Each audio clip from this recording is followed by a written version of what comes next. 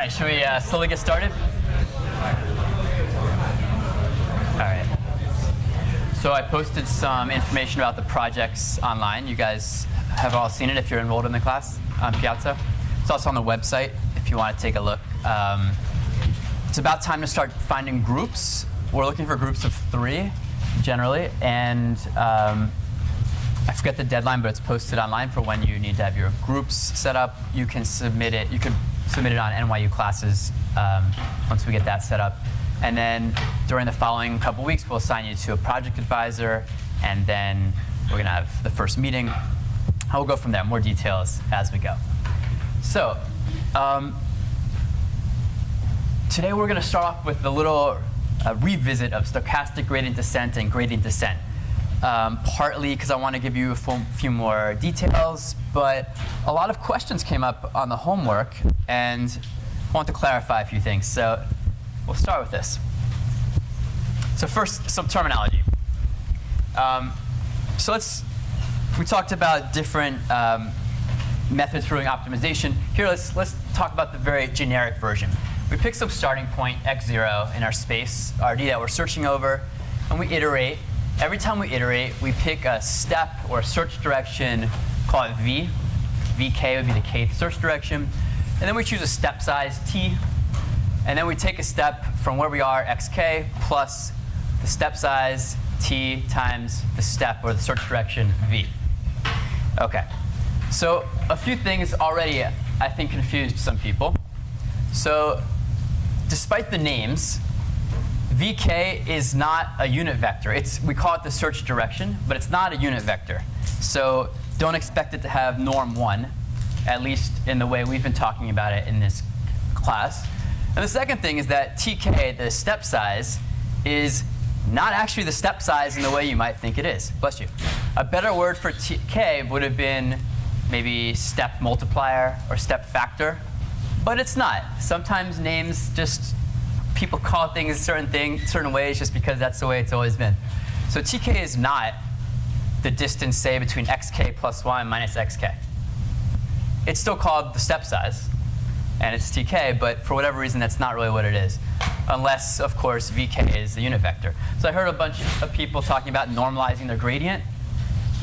You can do that, but that's not how we're presenting it here. When we say step size, we intend it to mean the multiplier on v, which is the step or search direction. And we don't intend that vk is unit vector, and we don't intend that tk is the actual size of the step. Confusing, but this is how it is. Does that clarify some things for some folks? OK. All right. So in particular, when we talk about the rates at which the step sizes need to decay, that assumes that you're not normalizing v. All right, so that's first. All right, now we're going to recall this definition of the directional derivative, or sometimes this is, so the key point here is the limit of h going down to 0 is what makes this sometimes called a one-sided directional derivative. I'm not walking you through this because I think at least people doing the homework have seen this a lot by now. And otherwise, on the website, there's a notes sheet on directional derivatives and first-order approximations that if you're just auditing the class, you might want to take a look at. OK. So this is the definition of the directional derivative of f at the point x in the direction v. Fine. So there's this new term I don't believe I've mentioned before. Maybe I have. V is called a descent direction if, for f at the point x, if the directional derivative in the direction v is less than 0. So what does that mean? If we're at a point x, and if this is v, v is a descent direction if we take a small step in that direction and the value of our function decreases. Right? That's a descent direction. So for example, the one that we have used primarily is, well, what is the one we've used primarily? Is that our descent direction? Again? Negative gradient. Yeah, that's the only descent direction we've, the main descent direction we've used so far is the negative gradient. So, OK. Now, if f is differentiable, this is in fact perhaps a definition of differentiable.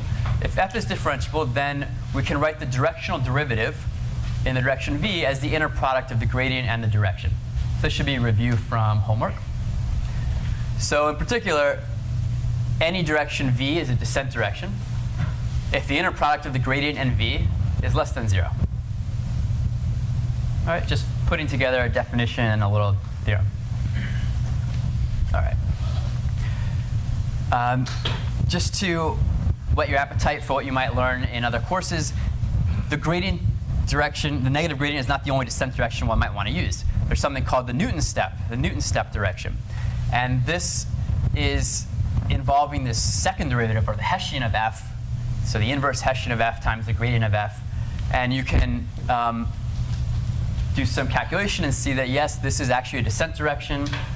It just assumes that assuming this gradient, this Hessian, is positive definite. And so why might you want to use this as a step direction? Well, it converges a whole lot faster. I think when you guys are running in homework 1 your optimization algorithms, you saw things converging, some very slowly, some faster, and it makes you want things to converge more quickly so that you don't have to wait as long. So Newton converges very quickly, at least once you're close to the optimum. The problem is this Hessian matrix. We have this. What's the dimension of the Hessian matrix? If our feature space is dimension d. Yeah, d by d. So if we have a huge feature space, 1,000,000 features, not so unusual in like a natural language processing setting. So that's a Hessian matrix that has 1,000,000 squared entries. That's pretty big. And then we would need to invert it or do something roughly equivalent to inverting it, which is computationally difficult. So this doesn't come up so much in our large-scale, huge feature space type of problems, but I just wanted you to be aware of it. There are ways to kind of approximate a Newton step without actually doing the Hessian. These are called quasi-Newton methods. And keep an eye out for these. The most important, I think, these days is called LBFGS. B, F, G, and S are the first initials of the last names of the inventors. It was like invented by 4 people independently at the same time. And, and L is limited memory. So it's a way, BFGS maybe used more memory. LBFGS limits the amount of memory. Anyway, so these, while way more efficient than a full Newton method, is still computationally intensive. But for instance, you could certainly run LBFGS on ridge regression, no problem. And it would be quite fast. All right. OK. So an iterative optimization method, like we showed in the first slide, it's called a descent method if every step we take is in a descent direction. Simple as that. Descent method means your step directions are descent directions. So equivalently, you're basically saying that every time you take a step, the value of your objective function decreases. Right? You never take a step and it goes back up, unless you're already at the optimal. All right, so question for the audience. Is stochastic gradient descent a descent method?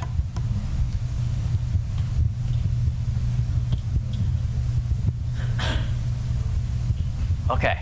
I hear yes and no. All right. Well, no. And I'll let you think about it. So the stochastic gradient descent, you take a gradient with respect to a single point, x, y, right? But the direction that wants you to go in may not improve the gradient with respect to all the data, all the points. So it's not. It could be a descent direction, but it's not necessarily. Hopefully, it's a little bit more likely than not to be a descent direction, or you're going to be in trouble. But it's certainly by no means a descent direction in general. OK. All right, so let's now do a little bit of review of stochastic gradient descent. Because there is also a little bit of confusion on what exactly is happening in this. I just want to clarify a few points. So let's start with gradient descent. So we initialize, and we take a step in the negative gradient descent. Sure. All right, now let's introduce something new called a noisy gradient descent. This is not a standard term. I'm just using it to explain something. So here, instead of just going in the gradient direction, we're going to go in some direction v, or negative v, that we hope is a good approximation to the gradient direction, to the negative gradient direction. So v is some estimate of the gradient of f. And so, for example, in a mini batch SGD, we showed in like the first lecture that the expectation of that direction is the gradient. But it's not exactly the gradient. All right. The larger the batch we use in SGD, the better the estimate of the gradient. So there's a bit of a trade-off between how accurate you want a gradient. OK, and these are all things that we discussed. So let's apply SGD to the type of objective function that we use very commonly, which is this regularized empirical risk. So we have this is our regularization term. Omega of W will be our generic regularization term. Here's our average loss on the examples. And our objective is J of W. So let's try to rewrite that. Let's rewrite that as a straight average of these new functions, H of IW. All right? So HIW will be the regularization term plus the loss on the ith example. And if you stare at it for a second, you'll believe me that these two are equivalent. Lambda omega W is independent of I. So it can come out. There's n of them, but we divide by n in the front. So these two expressions are equivalent. And I wrote it this way because now it looks a lot more like an average, right? So we shouldn't be scared off by this regularization out front. We can pull it inside the sum, and still it looks like an average of some functions. All right. So what if we want to do SGD on J of W? OK, so we're going to pick an I uniformly at random. So we're going to pick one of these functions, basically. And we're going to approximate the gradient of J of W by the gradient of one of these terms. So the gradient, say, of HIW. OK? So in each step, this is our approximation of the gradient of J. And I claim this. So the step is unbiased for the gradient. So that's the expectation of this gradient of HI is the full gradient of J. So what's this expectation over? What's random in this expectation? I did write it down, but anyway, you could say it. So what's random is the choice of the point you're taking the gradient of, right? OK. All right. So this is what, yeah, question, please. So in the y function y, do we not have a 1 over n at the front of the right side equation? OK. Lambda is the same in the two functions? Yes, they are the same. That's right. Well, shouldn't it be n times lambda n times the regularization term? no, it works out this way, I believe. Yeah. So you can just check that. Because don't forget, with lambda inside the sum, there's n of them. And then we have a 1 over n out front, so it cancels out. Why don't you check it offline? If you still think there's a mistake, let me know. OK? Thanks. All right. So this is the scenario that you applied in the homework, SGD on ridge regression, for example. Now I want to tie it back to what I introduced in the first lecture. Remember the stochastic gradient descent on the risk itself, on the true risk? So I wanted to bring that back, because I thought that might be confusing some folks. So what's SGD on the risk mean? So suppose our objective is the actual expectation of the loss on a randomly chosen example, right? So if we want to do stochastic gradient descent on this object, we would choose a point randomly from the data generating distribution, and we'd approximate the gradient of J by the gradient of the loss on that one point that was randomly chosen. All right?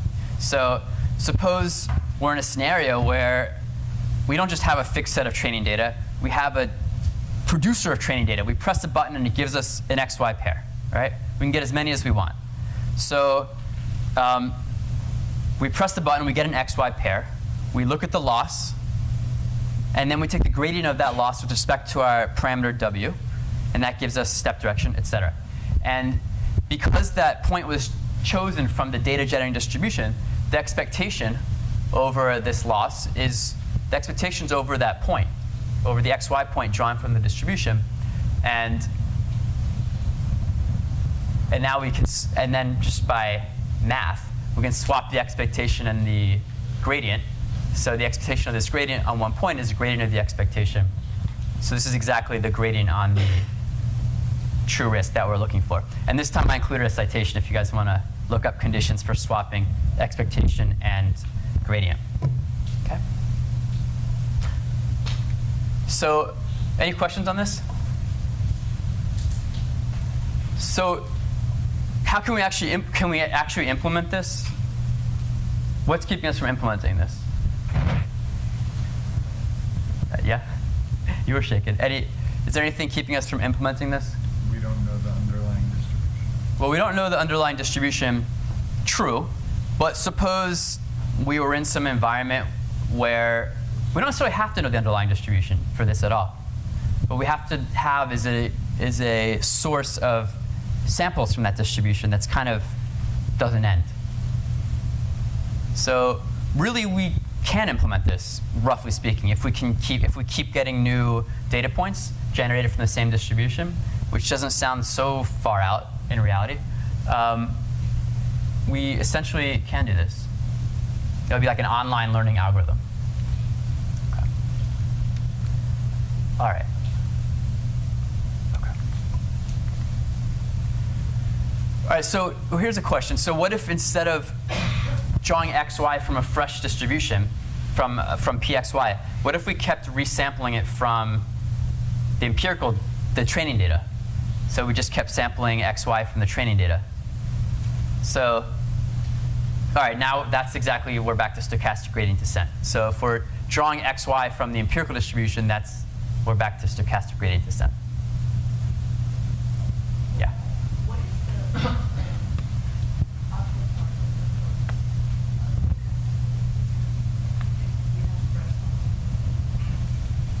Say again? what is the difference from This one on the previous slide?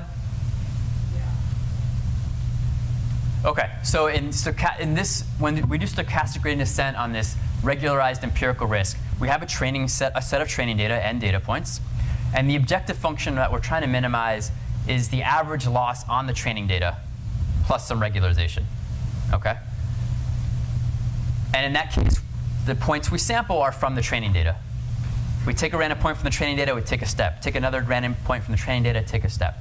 In this case, instead of taking a random point from the training data, we're taking a random point from the data generating distribution, the true distribution. Yeah. All right.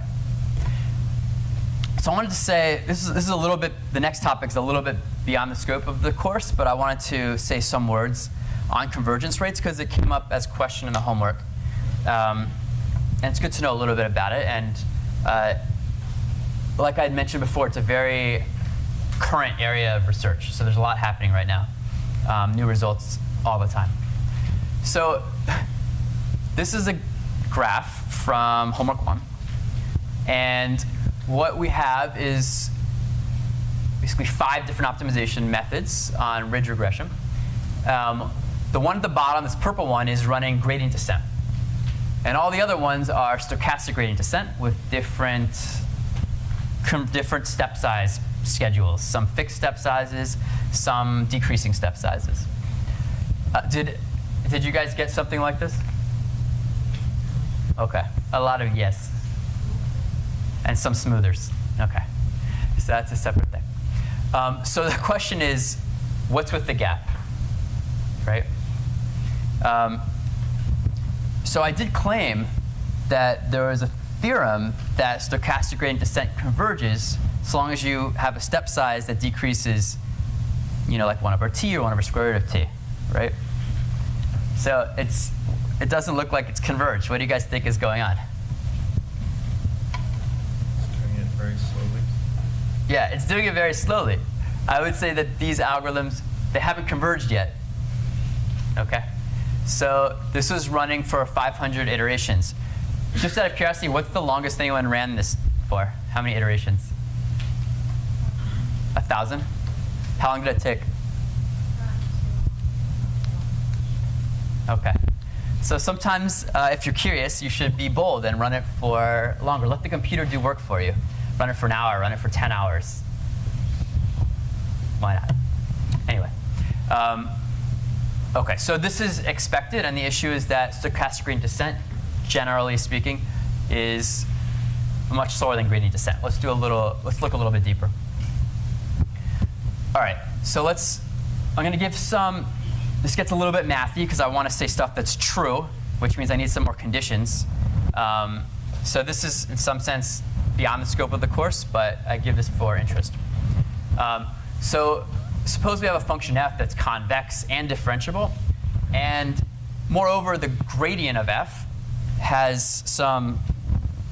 It doesn't change too quickly. This is in a particular way called Lipschitz continuous. So the change in the gradient between 2 points x and y is controlled by this factor L in terms of how far apart x and y are. Basically, the gradient doesn't change too quickly. All right.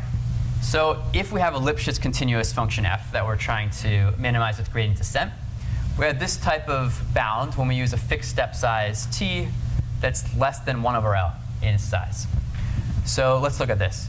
The value of the function at the kth step exceeds the value of the function at the minimizer by some amount.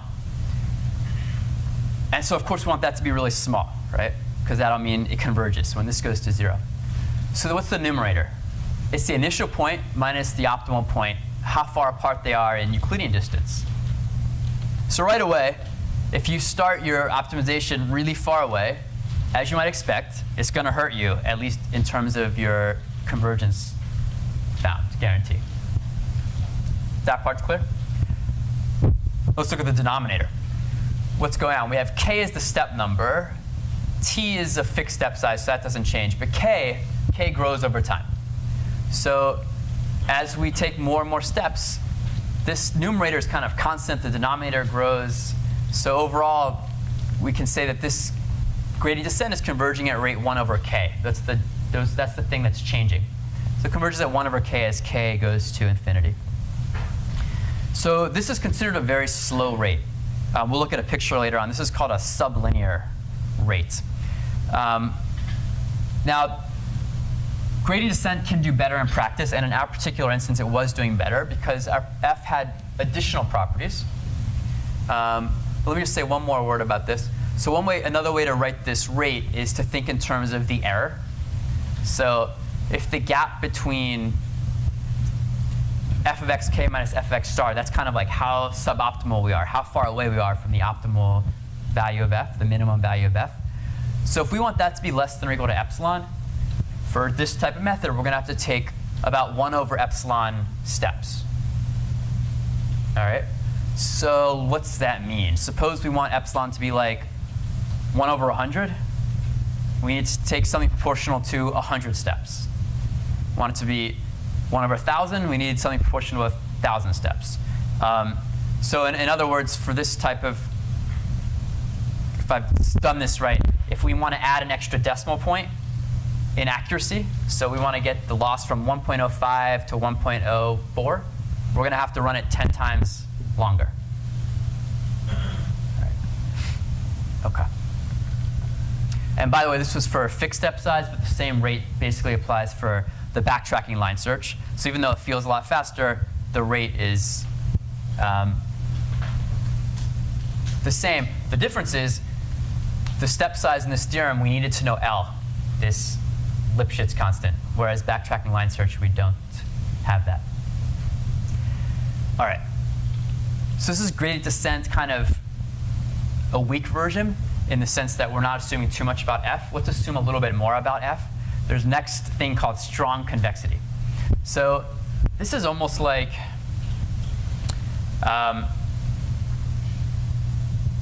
you know, in ridge regression, we have this empirical risk, and then we add this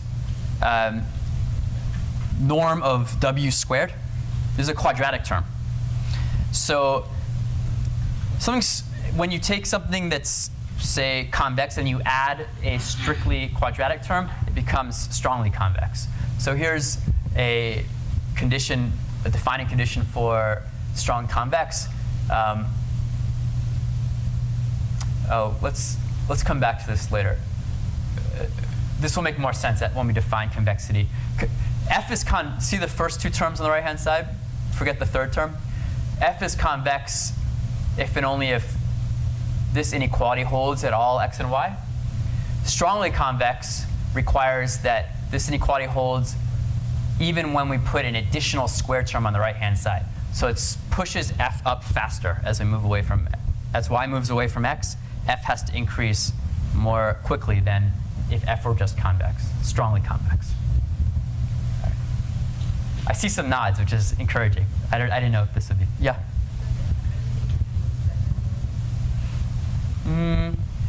I don't think this is so strong that it has a minimum second derivative. Maybe. Let me come back to that. I think actually yes. I think there's a yes. You're right. There's a second derivative characterization of this. Yeah. So I believe D would be yes. Maybe the minimum eigenvalue of the Hessian. Let me come back to you on that. Yes, there is something there. Okay. So if f is strongly convex, we have this more powerful theorem. So we have the Lipschitz condition we had before. We add in strong convexity, and then gradient descent with either fixed step size or backtracking line search satisfies this new bound, which we'll look at it and we'll see it's a lot better. So here there's some constant c, which is between 0 and 1. And the step number is in the exponent of c. So if you have a number that's between 0 and 1, and we're raising it to an exponent k, and k keeps getting bigger, what's happening to c to the k? Decreasing very quickly, exponentially quickly. So this is kind of going to 0 exponentially quickly. The rest of this term, the rest of the factors just are constant as k increases. So this is a much faster rate. So if we're doing gradient descent on something that's strongly convex with the other conditions, the rate's much faster. And that was the case for ridge regression, which is why we're seeing gradient descent being markedly better than stochastic gradient descent, which I'll characterize now. Okay. Oh, another way to write this exponential decay is to get with the strong convexity to get within epsilon accuracy, we only need log of 1 over epsilon iterations. So before we needed 1 over epsilon iterations to get within epsilon. With this strong convexity, we need log 1 over epsilon, which is an enormous difference. All right. So here's a plot from more of a textbook plot from of the black line being full gradient descent. And these other 3 lines are stochastic gradient descent with mini batch sizes of 1, 10, and 100. So they're all basically pretty similar, and the full gradient descent is just drastically faster. The y-axis is a log scale. So you'll see that this is a linear decrease on the log scale. And that's why this type of decrease is often called linear convergence. So if you hear the term linear convergence, it means when you plot this error on a log scale, it's a line. All right. These other guys, those are called sublinear. So sublinear performance, that's, looks like much slower than linear decay on the log scale. Okay.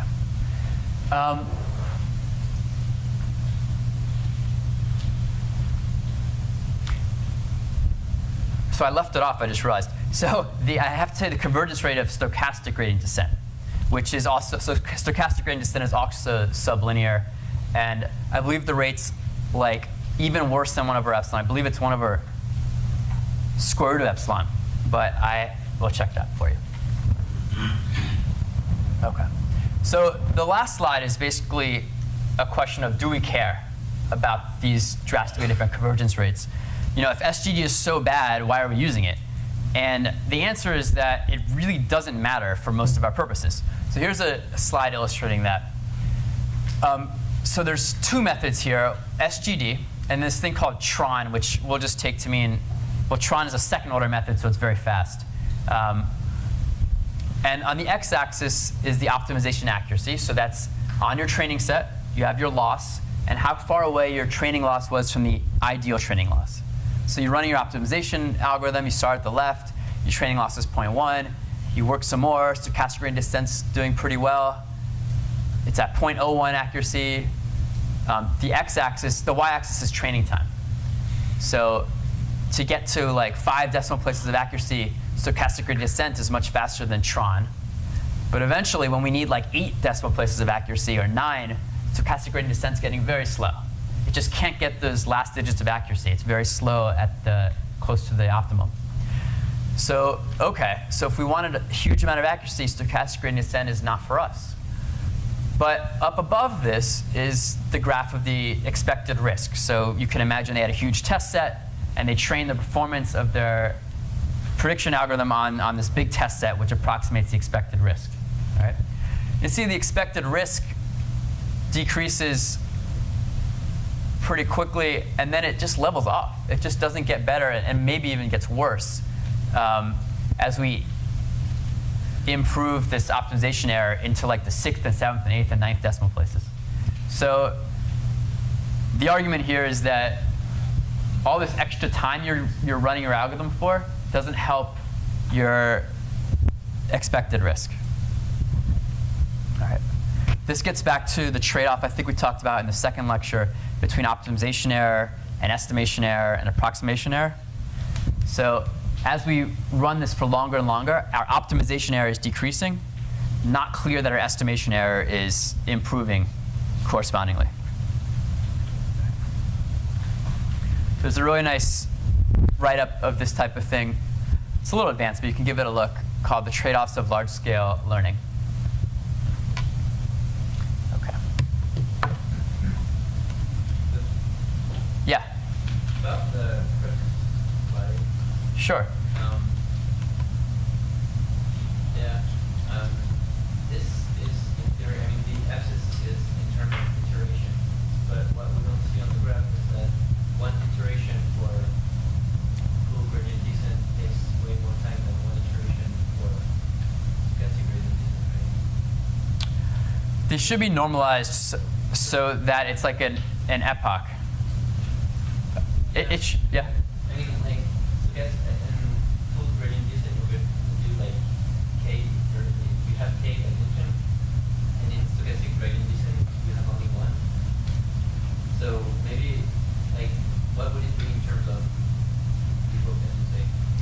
So I'm assuming this is already in terms of epoch, or it doesn't really make much sense to do the comparison. But what do you think it would look like? See, it's just even if it's the worst case that this is actually every single step is counted as an iteration, it would squeeze. What would happen? It would squeeze the SGD in by a constant factor, which is the size of the training set, right? Yeah, then the SGD would have to like rate like. Do you think it would be that much better? I don't know. I don't think it would be that much better because you're changing things by a constant factor, and the difference is more like exponential.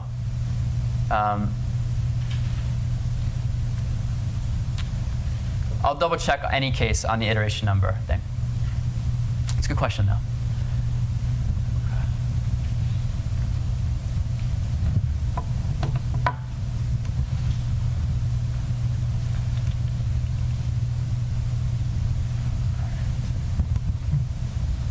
Okay.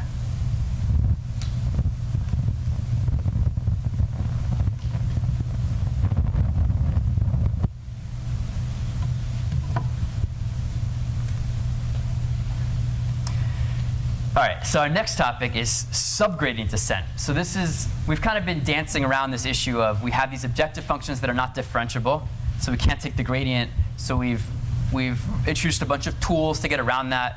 One was breaking apart and for lasso, we used positive and negative parts. For SVM, we took the dual and got constraints instead of kind of a non-differentiable objective.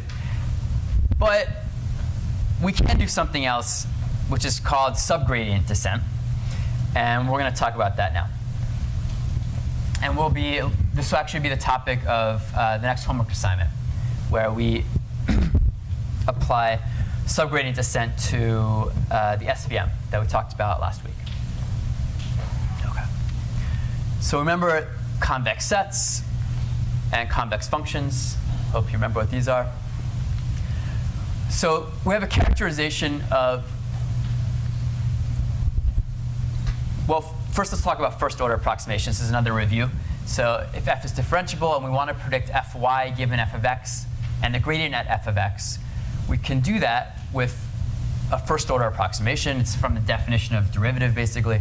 So we look at the gradient of this f at a point x. Graphically, we look at the tangent line, and if we want to predict the value of f over here at a point y, we'd predict right here, f of y, and our error would be that gap. Is that clear? OK. So gradient of fx transpose y minus x, that's the predicted change we need to make to get from f of x to f of y. All right. So if f is convex and differentiable, it turns out we have this additional property, which is interesting, that this first order approximation on the right is actually an underestimation of the actual value. In other words, it's not just approximately equal. It's approximately equal, yes, but it's also strictly greater than or equal to. So the value of the function is always going to be above that tangent line, right? So this is also a defining characterization of convex and differentiable. All right. So the linear approximation is a global underestimator of f. So that's actually a very interesting property. So differentiation is an entirely local thing. You know, how differentiable or the derivative of function at one point here has nothing to do and says nothing at all about what's going on with the function far away. But if the function is convex, it does. Because if the function is convex, we know just from the derivative at this point, we can give a lower bound on the value of the function at every other point based on this tangent line. So that's interesting. That some local information for a convex function gives us global information about that function. All right. So in particular, suppose the gradient of f of x is 0 at a particular point. Well, then this last term is 0. And f of y is greater than or equal to f of x for all y. Well, that means that x is a global minimizer of f. Okay? So there's a proof that this gradient of f equals 0 is sufficient for a global minimum for a convex function. All right. So now let's talk about a subgradient. And the idea of a subgradient is let's be inspired by this characterization of gradients for convex f. And so gradient of f is not going to exist for a non-differentiable function where it's not differentiable. But let's define a vector g to be a subgradient of f if it provides a lower bound in the same way as the gradient did for a differentiable function. All right. So here's some pictures. So the blue line is our non-differentiable function. It's not differentiable at this point here. And here we have two red lines, which are two tangents, and they're two global lower bounds to the blue line, the blue curve. And so each of these, the g corresponding to each of these lines would be a subgradient for the blue function. Is that clear? So what exactly is it? So we're drawing the function like around this point x0. That's the point we're looking for the subgradient. We're looking at kind of f of x0 plus g transpose x minus x0. That's the function that we're graphing here in those red lines. Okay. All right. So what you can also see is that when there's a kink or something, there are going to be lots of these tangent points, right? It's not a unique subgradient. And so there's this notion of a subdifferential,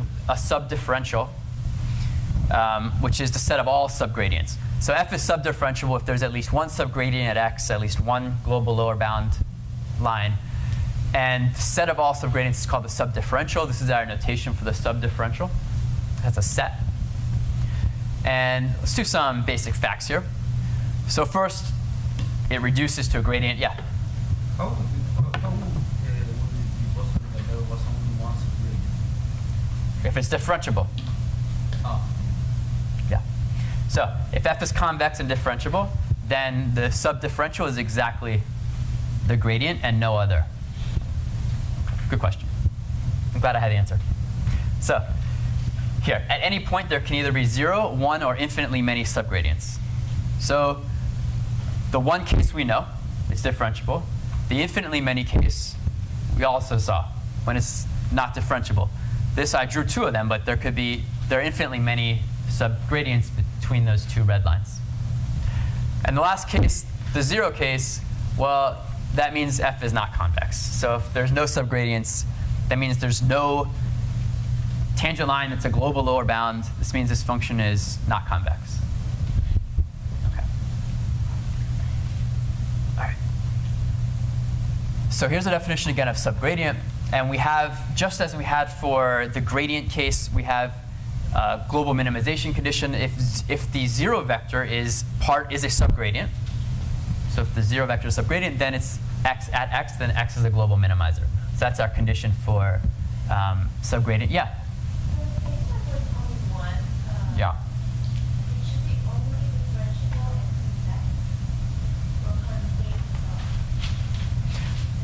Excuse me. So for a concave function, it won't be a lower bound. It'd be like an upper bound. Yeah, but there is g. There's only one. So I'm talking everything in the convex case, I believe. Yeah. Let's consider the convex case. Okay. All right, so we have one simple example here of subdifferential. So let's look at the absolute value function.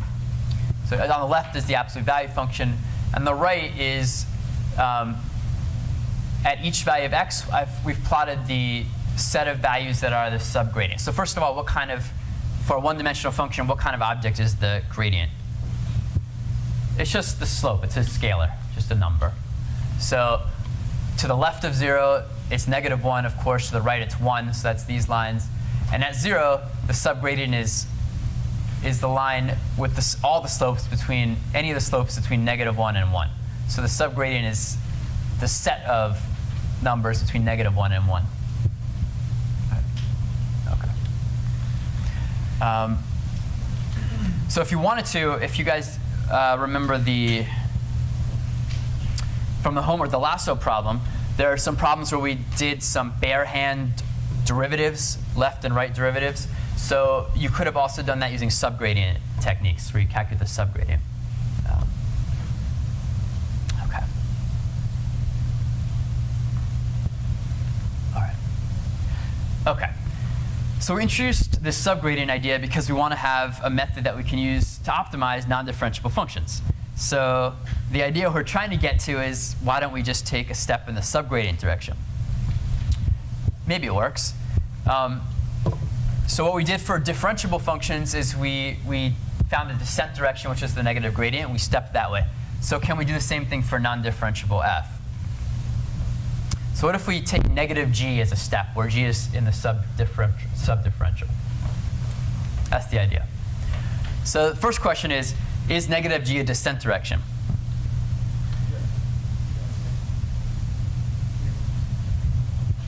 It's unanimous. Fantastic. So it's actually not a descent direction, which is pretty interesting. Okay, but I have a nice example. So what's going on here is, here's the function on the left, absolute value of x1 plus 2 absolute value of x2. And on the right, we have level sets of this function, right? So the domain is x1, x2. And so that contour map. So this thing is minimized at 0, 0. You can see that, right? So the minimum is at the origin. And as we move away from the origin, the function is increasing. That's the way to look at this, OK?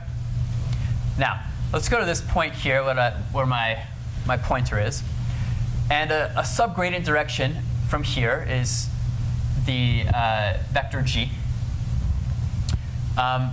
So if we move in the negative g direction, that's going this way. And you can see that that is not crossing these contour lines towards the origin. It's actually moving away from that outermost contour line. Can you see that? Right? So the function value is increasing when we go in the negative g direction, not a descent direction. But if you look at it very carefully, I claim we're also moving towards the origin anyway. Do you see that? If we moved straight down, we'd be moving, well, a little bit away from the origin. If we angle anything towards the left, we're, at least with a small step, moving towards the origin. Well, actually, no. What's the angle have to be? Yeah, so we have to move, the angle is moving a little bit more to the left than down, then we're moving towards the origin. Okay? And that is the case here.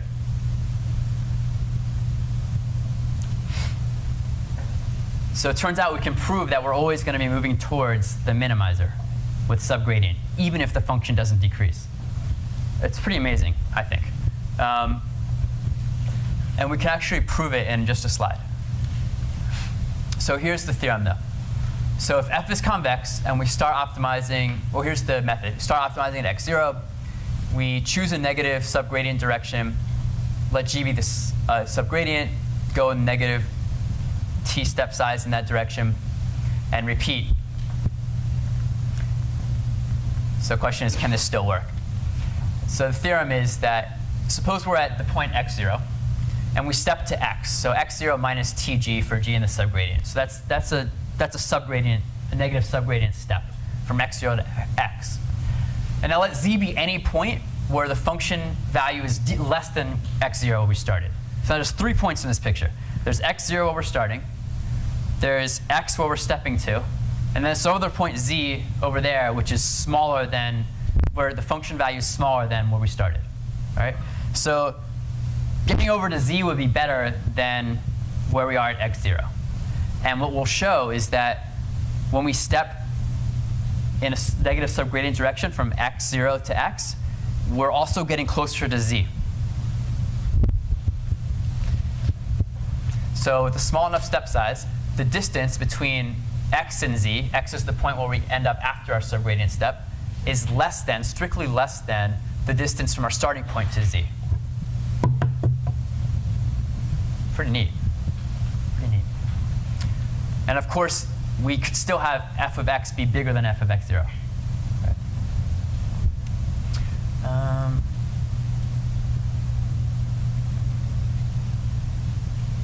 Okay.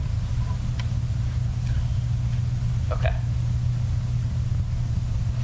Want to take a break now and do this afterwards? Let's take a quick break for about 7 to 10 minutes, and then we'll continue after.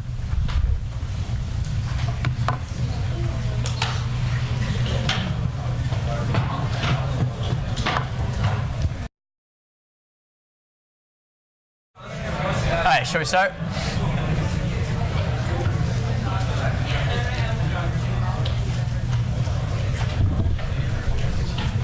All right. So let's work through this proof. I think it's a pretty cute theorem. So, and it's actually very easy to show. So where were we? So we're starting at the point x0. We're stepping to the point x. X is x0 minus tg. G is some subdifferential. Subgradient. All right.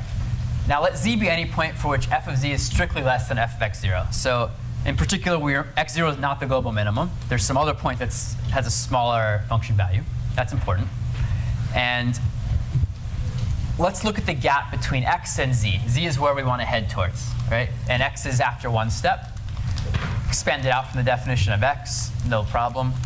Now what we're going to do is we're going to group this x0 and the minus z.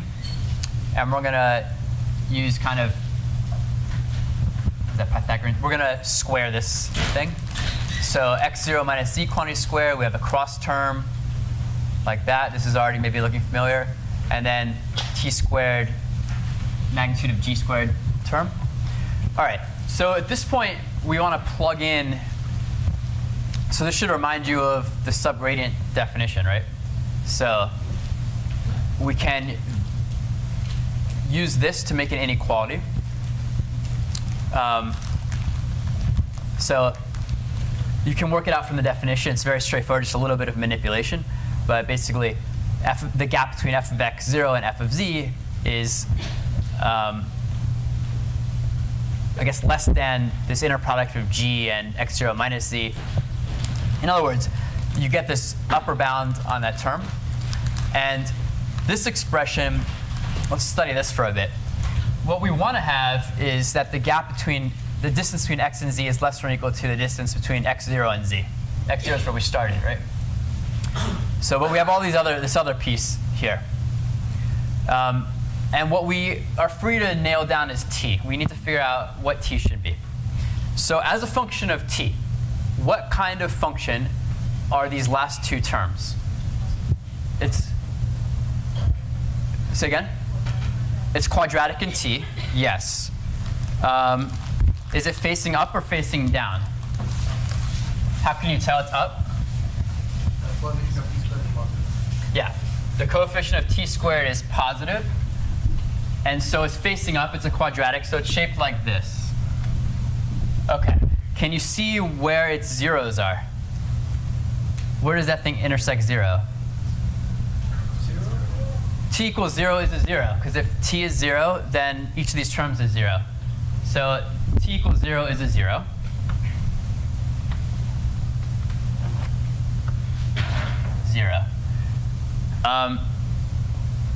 Well, I didn't draw this right at all, did I?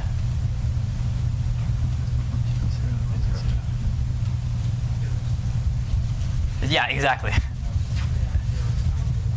How do you know 0 is not a minimum? Because it's got another 0. OK. So can you solve for the other 0? Yeah, you could factor out t. And then there's another expression that will be the other 0 of this function. So I did it. So the two zeros are at 0, and this other expression, which is this ratio. Let's look at it a little bit carefully. F of x0 minus f of z. That should be positive because f of x0 is bigger than f of z by assumption, right? Because f of z is smaller value of f than f. So this numerator piece, the difference of f of x0 and f of z is positive. This norm is positive. So this whole expression is positive. So the other 0 is greater than 0. The other 0 of the function is to the right. So this is the other one. So I'll put it like t prime. And this is 0. So we have all this choice for t. The step size can be anywhere between 0 and this t prime. And these last two terms are negative, in fact. All right? So we're going to get a strict inequality between between x minus z and x0 minus z. Cool, right? Now, can you use this information to choose your favorite step size? What would you choose for t? The? Cool, which would be what? Say again? Well, it's the point right in the middle between 0 and t prime. It's symmetric. So you could choose t to be there, and that would give the biggest gap. So this is actually, someone wrote a paper. It has a name, the polyak step size. Could you do this in practice?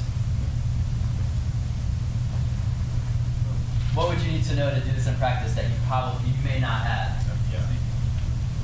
F of z, yeah, exactly. Or if we're doing this in practice, what you really want is, yeah, z could be any point. If we're very generic about it, that's nice. But really, you want to take z equal to x star, the global minimizer, right? We really want to be heading towards the global minimizer. So to use this step size, we would have to know what's the actual minimum value of the function. Turns out if you can approximate it, you can still do pretty well. But anyway, I wanted to show you that we're actually close to even more understanding than just that it's getting closer. Okay.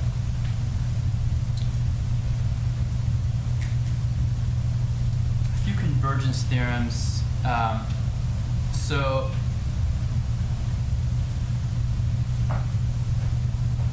I'll just mention this one. So suppose we have now we have f is Lipschitz continuous. Earlier we were talking about the gradient of f being Lipschitz continuous, but f is not differentiable anymore. Now we're talking about f is just convex.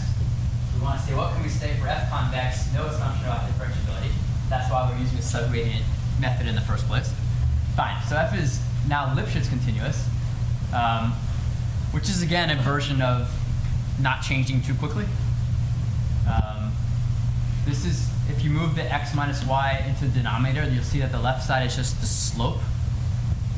Well, kind of a junior high school version of calculating the slope, which is the slope between 2 points, like the slope of the secant between the function f at 2 points, and then it's bounded by g.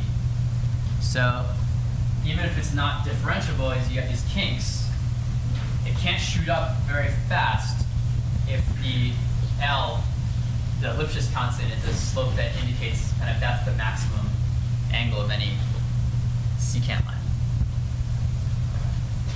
All right, so if we have this condition and we have a step size that decreases according to those Robbins-Monroe conditions, remember from lecture 1, which is that something about a trade-off between square summability and summability.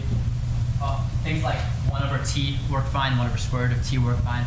So if we have step sizes decreasing in that way, then one can prove using not too much work than we did here. So we don't have time, but we're not too far away from an actual convergence proof, which is kind of cool. You can prove that this subgradient method does converge. Sorry, can you go back to the previous? This one?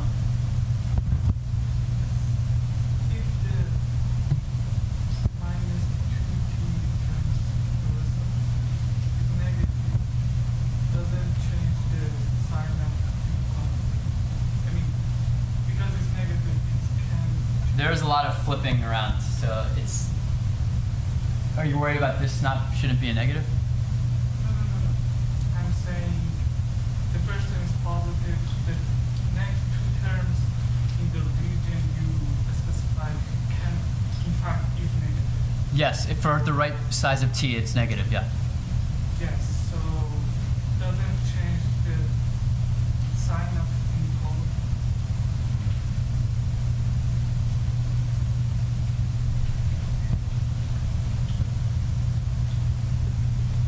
So, Is there a mistake here? I think it's okay. I followed up to the last line. Yes, we reached this inequality. Yes, the sign of inequality. What I'm saying is the summation of the next 2 terms is negative, so you can end up back.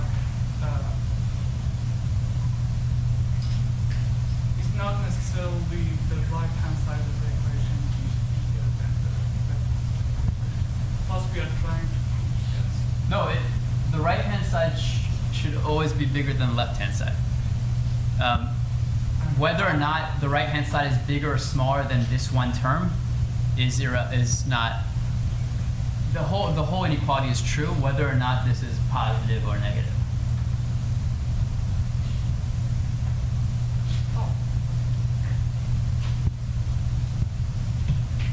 Any more questions? Yeah. I mean, why is getting closer to the minimizer means that it's a better thing, it's a good thing for us? Because our goal is to minimize the value of the function, not get close to the minimizer in the distance. So it's like we are trying to minimize the loss, but actually we are getting closer to the minimizer doesn't mean anything to our goal.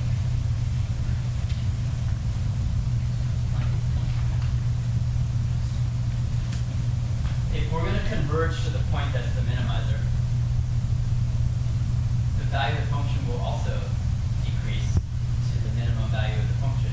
But actually, in this way, as you said, there is an example that even if we get closer to that to the minimizer, the value of the function is still increasing.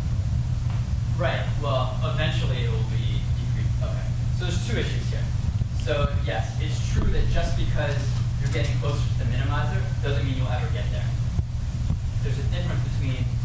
getting closer and converging to it. Absolutely correct. We did not prove that it converged.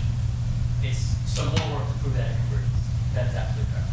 It does converge under conditions on the step side.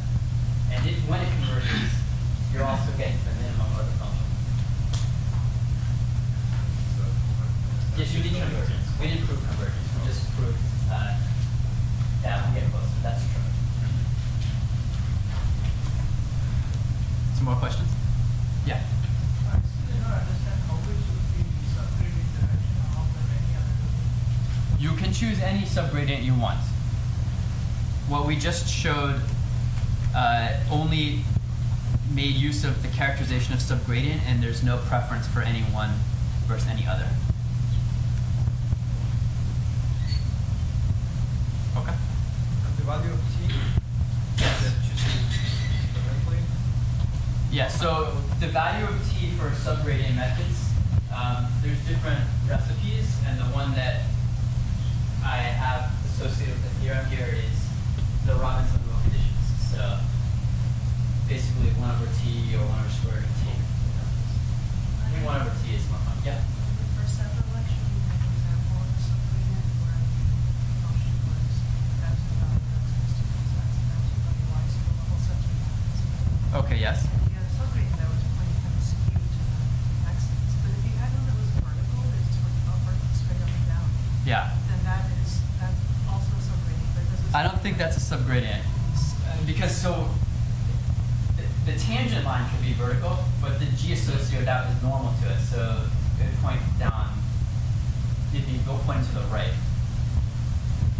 The g is normal to the direction of the tangent.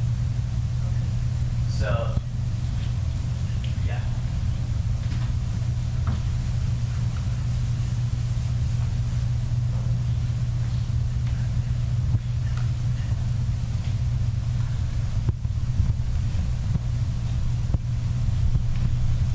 So what I'm trying to draw there is this subdifferential, all this that we, or at least 5 of them.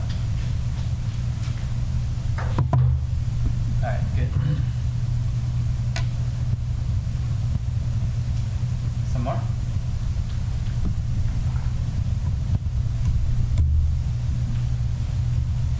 All right. So this lecture's a little lighter than last one, right? So we'll stay light. This is the next set of slides is fun and relaxing.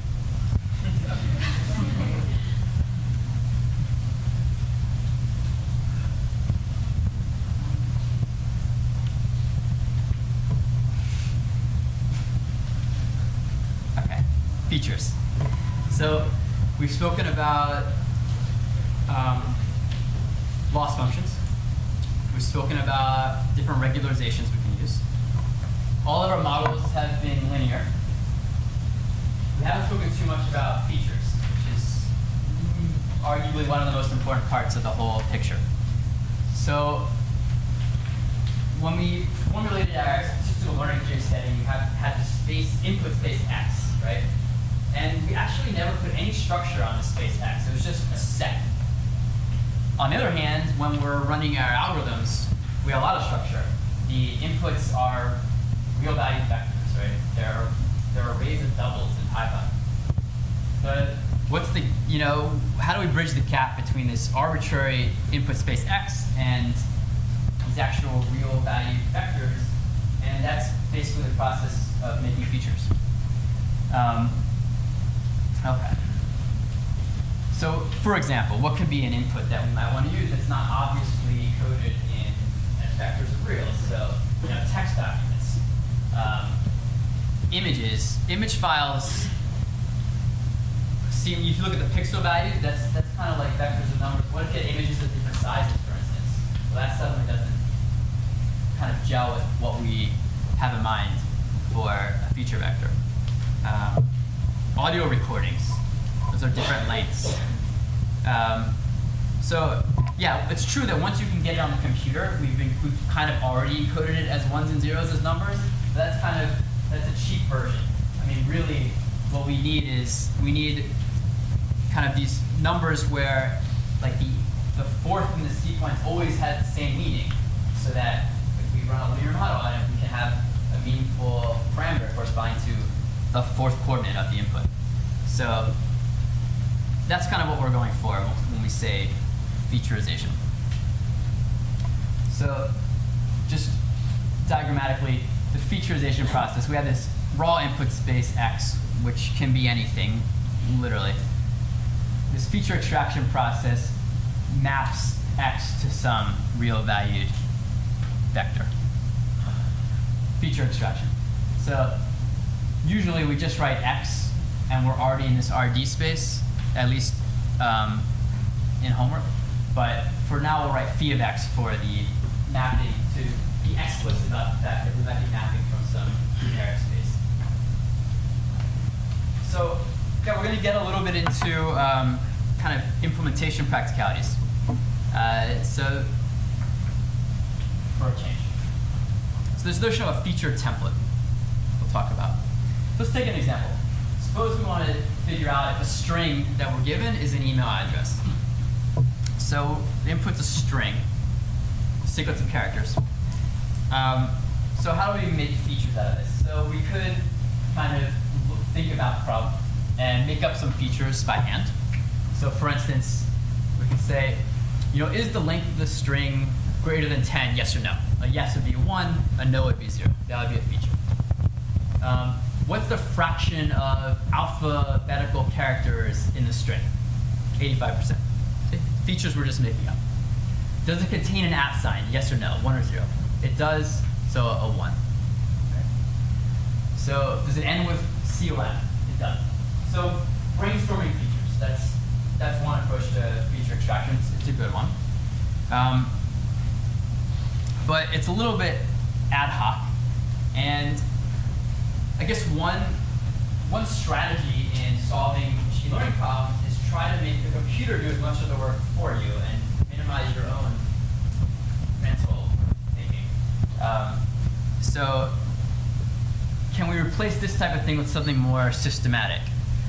And that gets into this notion of a feature template. So loosely speaking, a feature template is it's a set of features that are all computed in a similar way. Usually you'd have like one piece of code that computes the value of all the features at the same time. So for instance, a feature template could be length is greater than blank, and then you have a different feature for a whole bunch of numbers. So length is greater than 1, length is greater than 2, length is greater than 3. These could all be different features. And you could have a single piece of code kind of outputting all those feature values. Last 3 characters equals blank. Okay.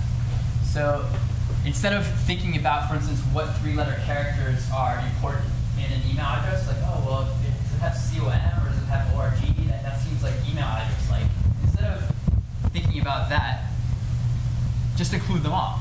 So here we'd map abc@gmail.com to, does it end with AAA? No. Does it end with AAB? No. Does it end with COM? Yes. All right. But a computer could generate all these automatically and very easily.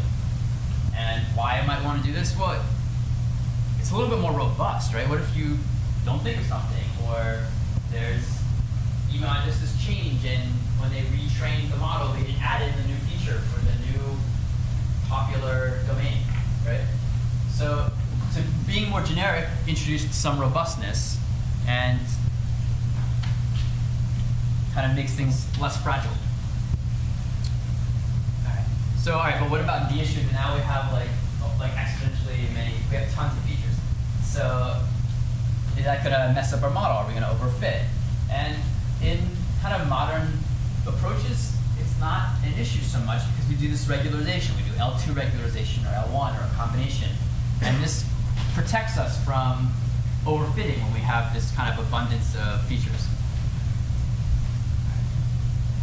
So one particular kind of feature encoding that's used often is called a one-hot encoding. And that's the term when you have a whole set of features, and for any given instance, exactly one will be 1 and the rest will be 0. So this is a one-hot encoding, right? Because the string of characters can only end with a single set of 3 letters. It can't two different sets of 3 letters. So only one of these will be 1, so 1 hot encoding. Okay. Okay, so let's talk about the representation of features. So now we have this potentially enormous number of features. We're doing like all 3-letter endings, and almost all of them are 0. And that suggests kind of another option in how we represent.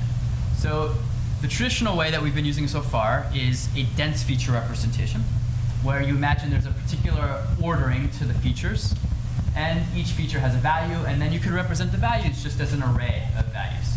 So the third entry in this array is the feature value for the third feature in our list of features. So the second one, for instance, would be 0. That contains A. It's a very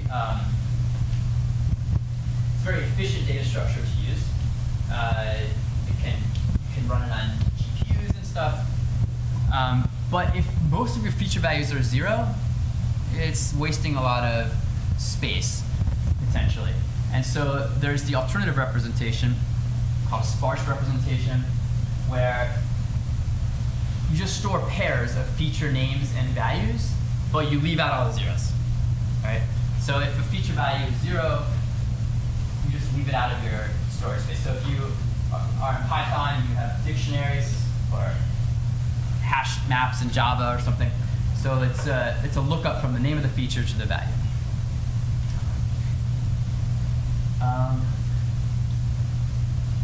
So we can use arrays for dense and maps or dicts in Python for sparse.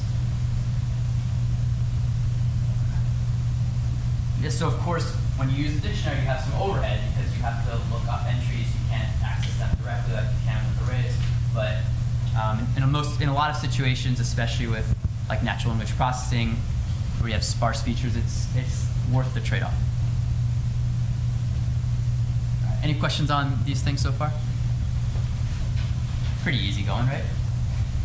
All right. So now we're going to talk about a few issues in how to make features that account for the fact that we are, so far at least, limited to models, linear models. So, a lot of functions that you want to put in the real world are not linear. But if you're constrained to using a linear prediction function, what can you do? And what you have to do is you have to put the nonlinearity to the features. So what we're going to discuss now are various ways to encode nonlinearity into the features that capture certain types of nonlinearities.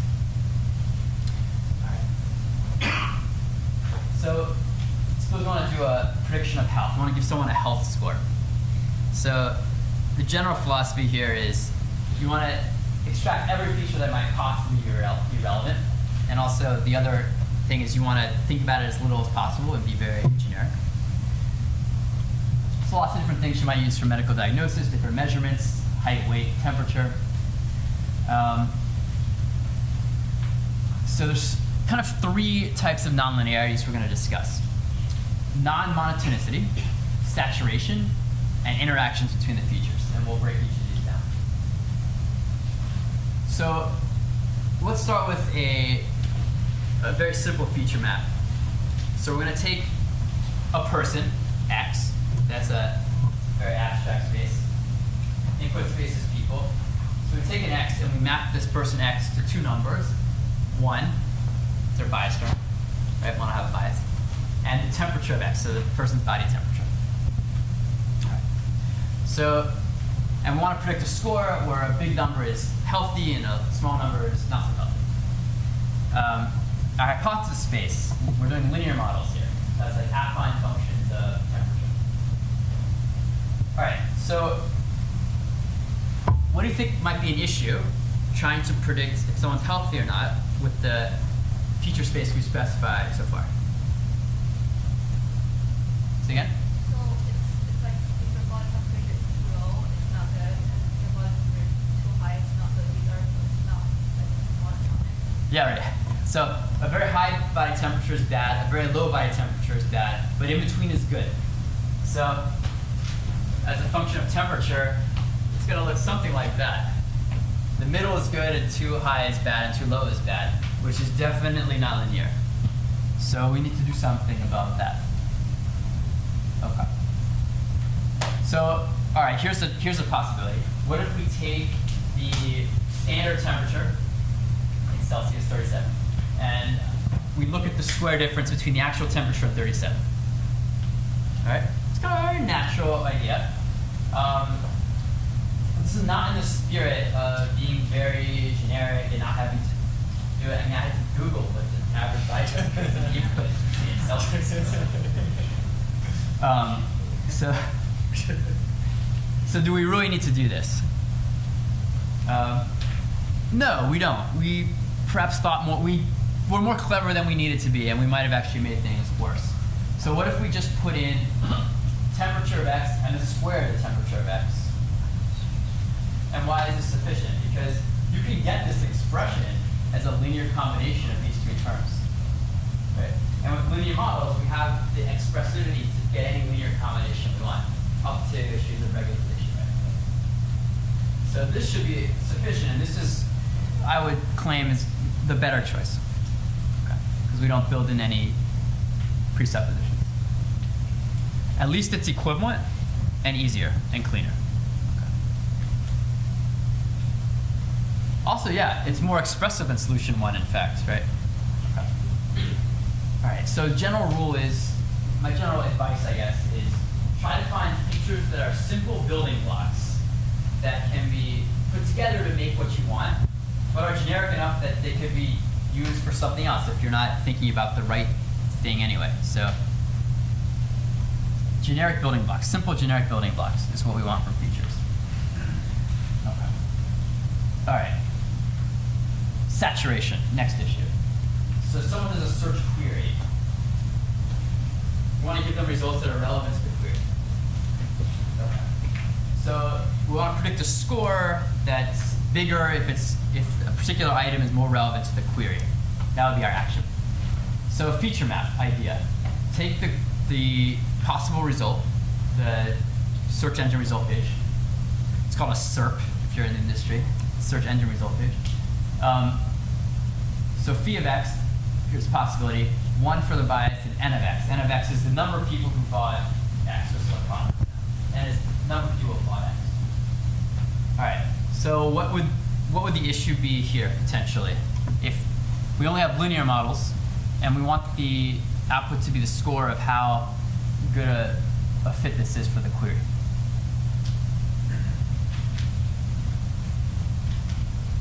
No value of x. Okay, so yeah, okay, so maybe if n is 0, n of x is 0, and we have this linear function, then maybe it's too negative, for instance. It's too pessimistic on how quality it is. So the direction is potentially linear in the sense that the more people who have bought a certain item, yeah, I'd say if that increases, it seems like it might be of more interest to the person in general. But the issue is now one of scale, which is that you can have orders of magnitude difference in the number of people who have bought something. Do you want the relevance score to change by those order of magnitudes as well? So if n of x is 1,000 versus 100, do we want our score to really be 10 times larger? Sounds like probably not. So we might want to transform n of x non-linearly to get rid of that. So for instance, you could use a log transform. Right? So without this, you'd be in trouble because linear models can't transform it. If you wanted to soften the impact of n of x, you have to put that transformation in there. So here we put in just log of 1 plus n of x. We could have left in n of x. Why not? Maybe it is useful in a small way. Okay. So does it matter what base we use for the log? Why not? Yeah, so it's just to get a different log base, it's just a rescaling, and that's a linear. A linear can handle that. So a linear model can put any coefficient in front of any value you want. Okay. So here's another way to approach it. So one is a transformation with a fixed function that you choose. Another use useful approach is where you break up the range into intervals, again, that you choose. So here I've broken it up into, is n between 0 and 10, yes or no? Is n between 10 and 100, yes or no? 100,000, etc. And you could make really fine intervals, you can make big intervals, you could they increase exponentially in size, you could do different ones. Bless you. The advantage here is that it's more flexible, potentially, in the type of function you can produce. So,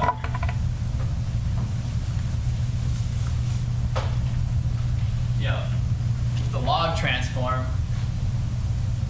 well, it's going to look something like this, right? But if we break it up into intervals, we can have the function output anything we want, constant on these intervals.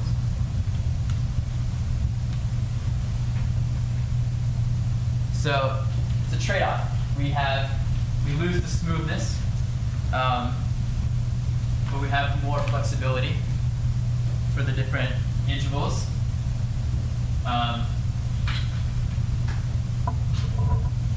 But you have more decisions to make. How many intervals? How big should they be? So this is perhaps annoying also.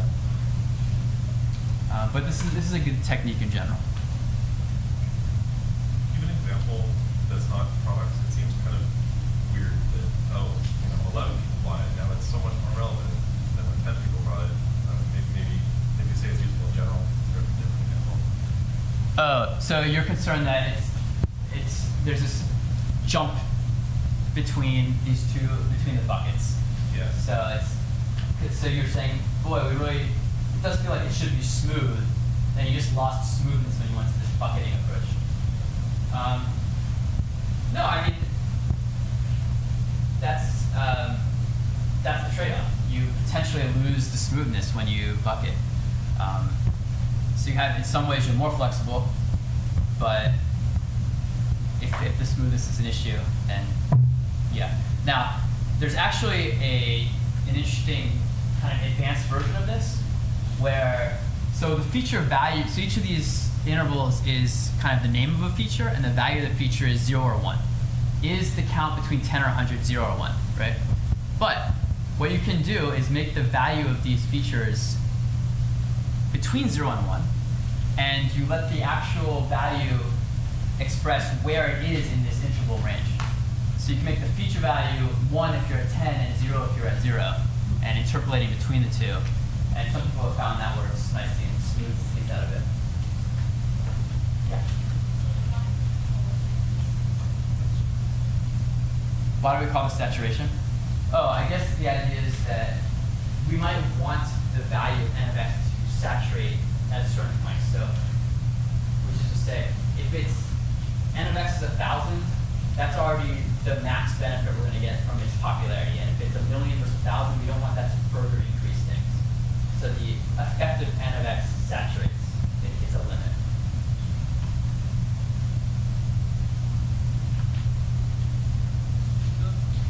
Aren't we very strict with the boundary, like less than 10, greater than 10, like on the boundaries, like if n of x is between 0 and 10, and suppose if n of x's levels are very strict to push into the other bucket. So should we have a fuzzy system that says it is in this bucket with this probability, it is in this bucket with this probability? Well, I mean, the n of x is a value. It's a fixed value. So it's either in the bucket or it's not. We could have the buckets to be characterized. The buckets could be overlapping. Yeah, you could do this. You can do this. Yeah, sometimes you can make the buckets, instead of breaking up, this helps with monotonicity. Instead of breaking up the interval into a partition, you could have overlapping intervals. So so you have n between 0 and 10, and then instead of n between 10 and 100, it's just n is less than 100, n is less than 1,000, n is less than 10,000. So they're nested. That's another approach.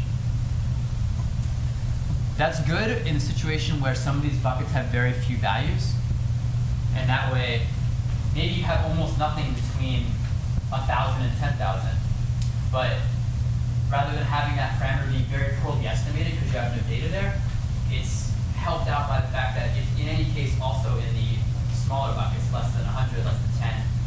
So all those parameters, they kind of, the effect of that value is helped by the other buckets it's in. Yeah. Is it possible for the break to convexity model or convexity property? Convexity is the property of the model. So, yeah. It's not just the property of the model, it's the property of the loss function and the model and the regularization.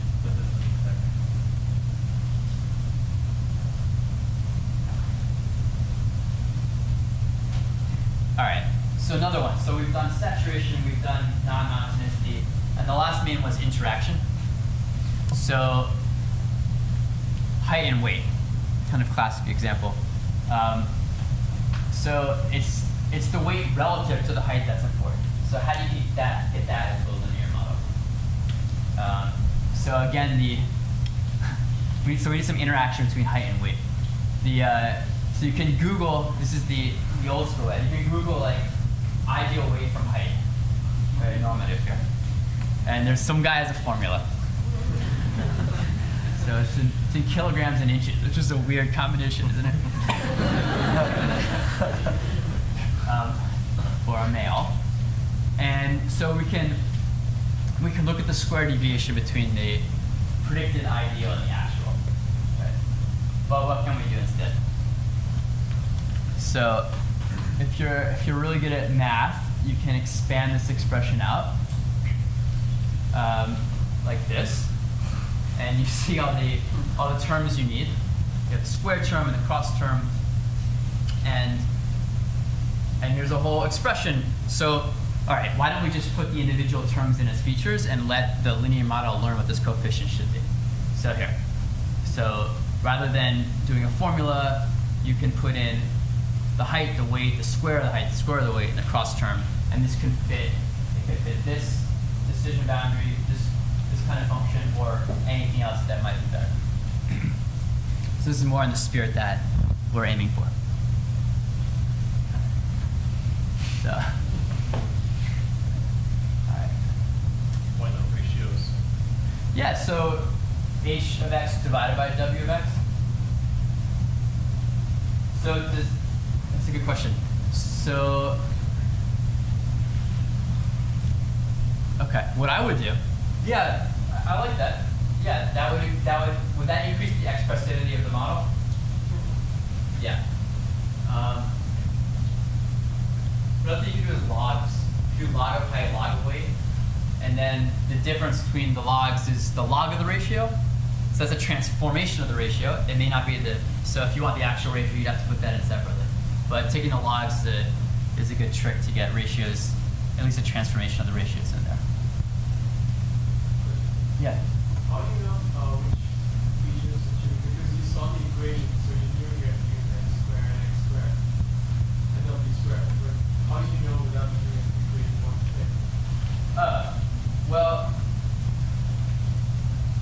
it's a good question. I guess what I'm kind of arguing for is that you don't have to know that this is what you're going for. You just say, I want to make a more expressive model. How can I make this model more expressive? And then you can brainstorm ideas like, oh, it'd be nice if you could express this. And then you come up with this.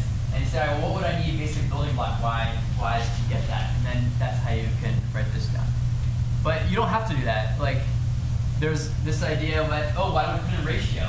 That may or may not have been inspired by a specific thing we're trying to do, but it just makes the model more expressive. So put it in. Yeah. What about cubes? I don't know, why not? Square roots, sure, try it.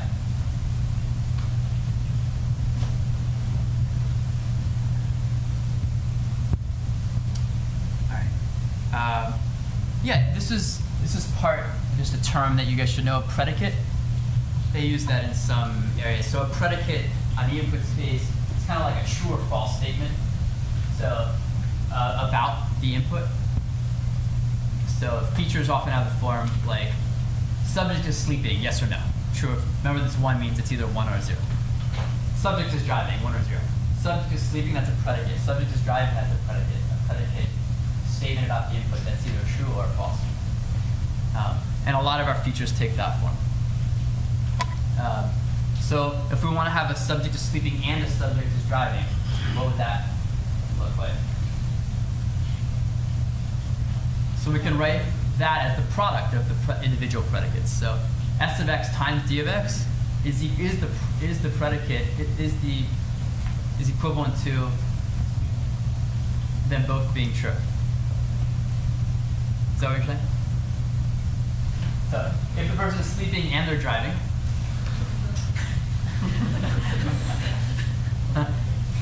this is back to the self-driving car example, but then that's why. That was fun your last show when I wrote these slides.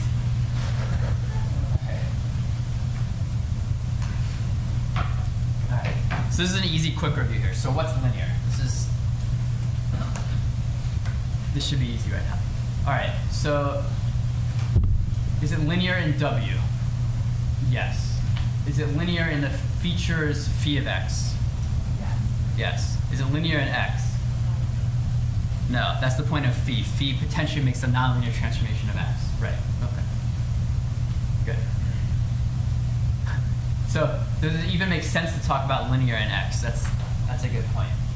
So linearity is something only makes sense if it already has some structure where you can talk about, multiplying by scalars and adding things together. That's what linearity is about. So you can't even talk about linear in x unless x is in a vector space. So you can't talk about, is this function linear in people? Doesn't make sense. If your input's pictures, what does it mean if you have linearity of pictures? Okay. All right.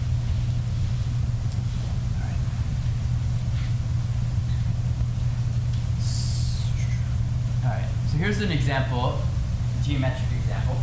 We have two classes given by these two colors, like purple and pink or mauve or something. And so what would a linear feature map on this space be? That would just be the coordinates of any point in this space, so x1 and x2. So there's no linear model that could separate these two colors. There's no linear function, of course. So we would want a feature map on this space so that the resulting feature representation, the two classes are linearly separable.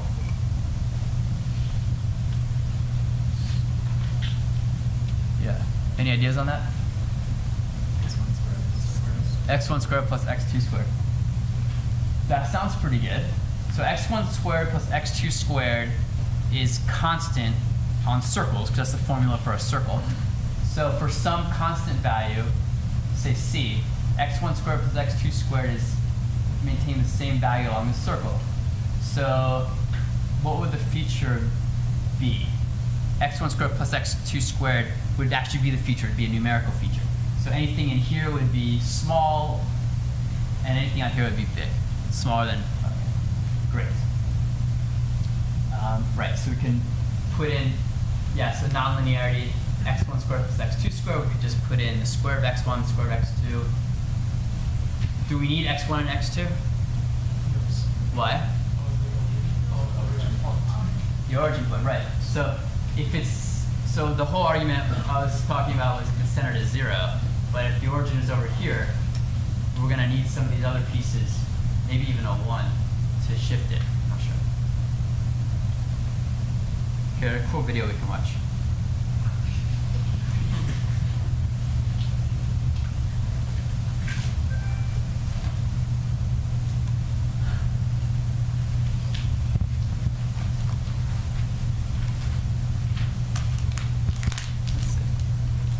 Okay. Blue and red dots are not linearly separable. This is from YouTube.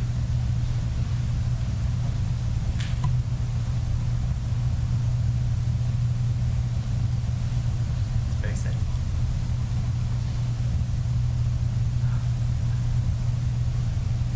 Okay, so we're introducing a new third dimension, which is x squared plus y squared, possibly centered. So here's this linear hyperplane separating the classes They separate well once they're lifted with a third dimension, but there's no linear separator on the two-dimensional plane. So that's effectively what we're doing when we introduce like a new. I don't watch him. MIT.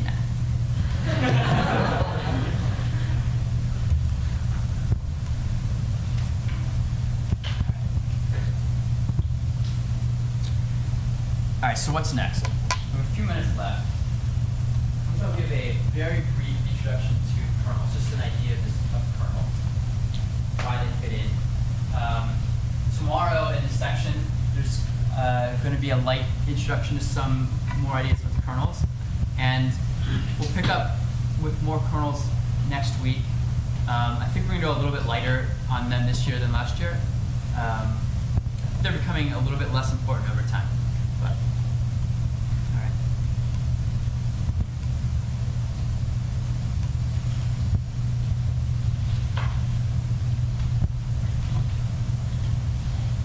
All right. So this is a kernel's high-level view. You can let it soak in for the week. All right. So as we mentioned, there's no assumptions about X in our general learning framework. Feature extractions. Okay. So here's an example of a quadratic feature map. So the original features are x1 through xd. Now we introduce square terms, and we introduce these cross terms. We added x squared root of 2. It doesn't really matter. We'll see why in a minute. But this is a quadratic feature map, all the quadratic terms. So, and we want these extra features to make a more expressive feature space and thereby a more expressive linear model. You can fit more models. So we want high-dimensional feature spaces. The issue is that when you add these features, it becomes more costly in terms of like memory and computation. So there's potentially this trade-off between having a lot of features, which is good for expressivity, but making running the model more difficult. So sometimes there's a trick we can run. So there's this notion of a kernelization of a machine learning algorithm.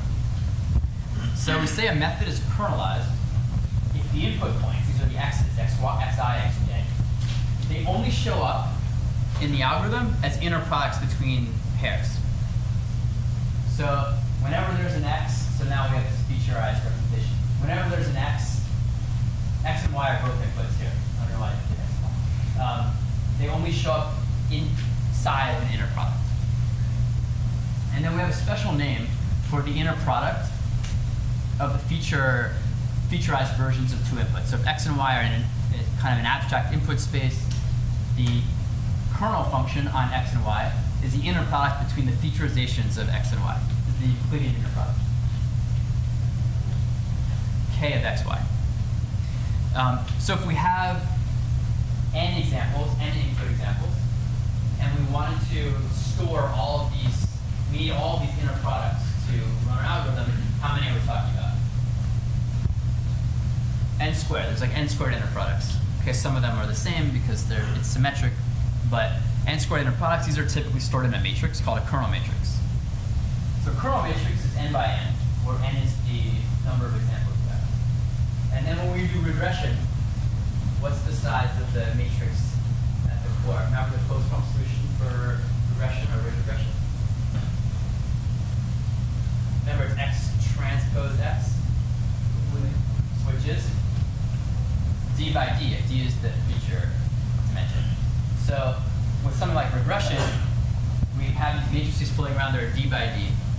And when we kernelize the key pieces of matrix that's n by n. So if we have a huge number of examples, n by n is a lot bigger. But if we have a huge number of features compared to the number of examples, d by d is a lot bigger. So kernelization is a good idea when you have a very large feature space. And what's neat is with kernel functions, you can effectively have an infinite dimensional feature space, which we'll clarify, I think, on a homework. So the last thing I'll say about kernels today is that sometimes it's much faster to compute the inner product in this. There's a faster way to compute the inner product between two feature vectors than the obvious way. So here's the quadratic feature map.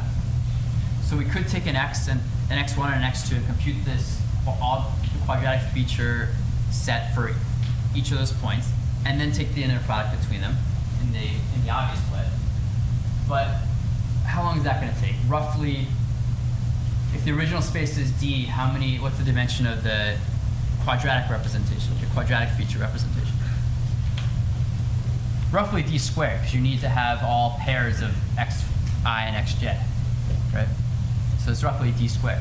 So an inner product between two of these things would take time like D squared. But it turns out for the inner product, there's a clever way one can write it. It turns out you could just take the inner product of the original D values, Wx, and then square that and add them together. And that's equivalent to just the regular inner product of the full quadratic feature representation. So this is kind of like a mathematical trick. And what's neat is that then you can compute this inner product on this feature vector of size D squared in time proportional to D instead of D squared. That's nice. All right. So the general flow of kernelization is, this is my last slide. So we have a machine learning algorithm that's been kernelized, so all of the x's only show up in terms of inner products. What we can do, and I mentioned this last time, is we can take this Euclidean inner product and replace it with a new inner product. For example, one that represents the inner product of the quadratic features. And now we're effectively running the algorithm in this new feature space. So it could be like the quadratic feature representation. All right. And then in that case, the algorithm is dependent on this kernel matrix, which is now n by n instead of d by d. And that's all we say for today.